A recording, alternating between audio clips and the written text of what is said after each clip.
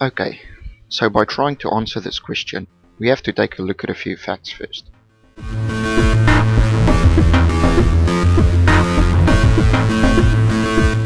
Are games bad for you?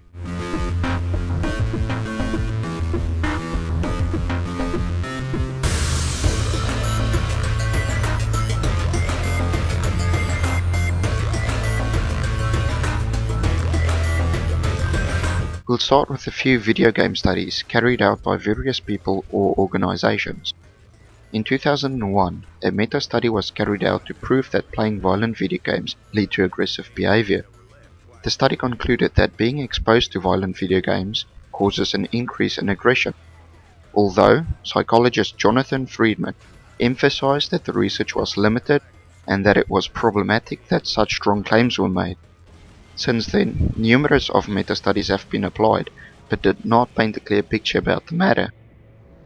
Essentially, the outcomes were too mixed to make any strong conclusions. So let's take a look at a few other studies and what they concluded. Kotaku.com has a great article about these studies, 25 of them in fact, and have summarized what the study was all about, the method used to perform these studies, and the conclusion drawn, as well as the games that were played in some studies. Here are the results. As can be seen, aggressive behavior was associated with playing violent video games, but was not found to be the result in the majority of the studies. Most of the studies either showed minor effects, was inconclusive, or even had the opposite effect.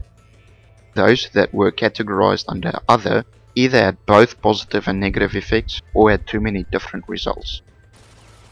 Some of the studies had quite interesting and unexpected results. Here are a few of them. A study that was performed in 2012 made the conclusion that subjects were found to be more cooperative after playing cooperatively in a game. Another stated no difference was observed in the first experimentation between violent and non-violent games. In the second experiment, regardless of violence, the subjects were more aggressive after playing a competitive game. One admitted that the study concluded that methods of the study were inherently flawed, and that other studies featured misleading conclusions and implications. Another concluded that video games have a calming effect, and the boys use them for the purpose of discharge. One of the studies made three main conclusions as follow. Video games cause a small aggression effect. Number 2. Human and fantasy violence has more of an effect than sports violence. Number 3. Longer playing times result in less aggression. Quite interesting. As one can see, the studies vary tremendously based on the conclusions each draws. One might also want to consider the effect that some players have on others, considering multiplayer video games are a major part of the gaming industry. Rosalind Wiseman used data from a survey conducted on 539 male students in a presentation at the Game Developers Conference on 19 March 2014. When the participants were asked whether they were affected by verbal attacks based on homophobic, racist or sexist remarks, as well as their physical characteristics and mental capacity, on average 57.3% of participants were not affected by these comments, while 11.8% were affected a lot. However, most of those affected merely wanted to leave the game or find another group of players. People also relate to one another if their common interests are similar games. Voice chat and other forms of chatting have become the norm in multiplayer games and serve as a way for gamers to connect and communicate to one another, sometimes leading to real-life friendships.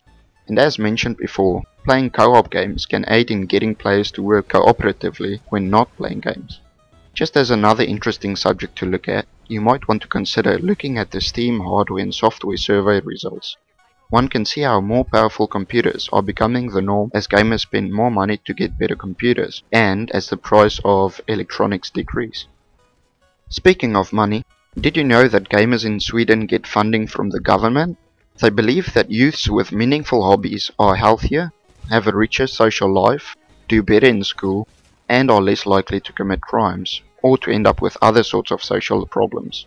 So for example, if you have a study group, as they call it, with 5 club members under 25, and meet weekly to play games for about 4 hours, you could earn up to $1,100 US. These are based on 2012 figures. The study group, however, must be democratic and non-profit, meaning the money has to be spent on the members' gaming hobby. Creating a group like that also has other benefits, such as earning insurance for all the club's activities, a discount on train tickets to gaming events, a free internet connection for organized gaming events, and more. All of this is managed by the Swedish gaming union, Sverok. According to gamingaswoman.com, it is the biggest youth organization in Sweden, bigger than all the political parties' youth organizations combined, and it exists purely to promote the gaming hobby. Another government also supports the gaming community in another way. The US now considers esports players as professional athletes. In the past, it was extremely difficult for gamers from other countries to enter the US to participate in international gaming events. This means that those gamers can now get visas as athletes to visit the country to participate at these events. Before this, it must have been quite hard to sell the story that you are visiting the US just to play games. This will now streamline the process and be less of a headache for gamers from all over the world. So you might be asking yourself now, are there any benefits from playing video games? The answer is yes, to some extent. According to an article which can be found on the Wall Street Journal, titled "When Gaming is Good for You," there may be positive effects as well. Some interesting facts they share are as follows.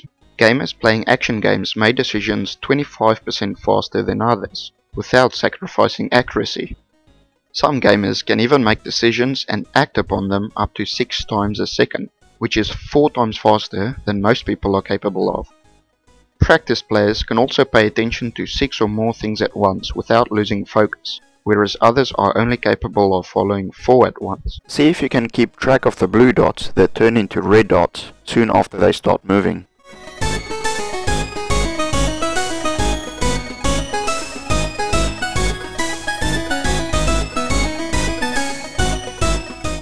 So, were you able to keep track of them? Take note that these studies were performed independently of companies that sell video games. Just to share a quick anecdote, I have come to realize a few things by playing video games. There is this subject known as the Bader-Meinhof phenomenon, where once you notice something for the first time, you start seeing it everywhere or experience it more frequently. This happened to me. Now I'd like to introduce another psychological term called flow. This means being so used to or consumed by something that you stop noticing some things around you. My point is that some things in life I wouldn't have fully appreciated or noticed if it was not for games. Game developers pointing out some visual enhancements in their game helped me appreciate those visual stimuli in reality. By being so used to life, I missed out the small beautiful things in life. One example is what game developers refer to as ambient occlusion. Another, depth of field, and another, field of view. To be clear, I have been exposed to these prior to video games, but the video games just reintroduced me to these subjects in life, which can so easily be overlooked. Games are a manner through which players can escape reality. It creates a new room, world, or even universe that the players can explore. Much like a book that creates a new world for the reader, they allow players to experience something that they wouldn't be able to experience in real life. Games are no longer mere pixels moving towards alien sprites, or an activity without purpose. Games are becoming, if not already, more complex than films, contains actors that speak with emotion, and visuals that look realistic and lifelike. Games have evolved into a powerful medium through which directors, writers, actors and artists can convey an idea or theme to the players. And as for my opinion on whether violent or non-violent games can lead to more aggressive behavior, my opinion is that I believe it all depends on you. If you like this video, please consider subscribing. If you'd like to see some gaming related fails, click on the top left. For a random video, click on the top right. Thanks for watching. Yeah.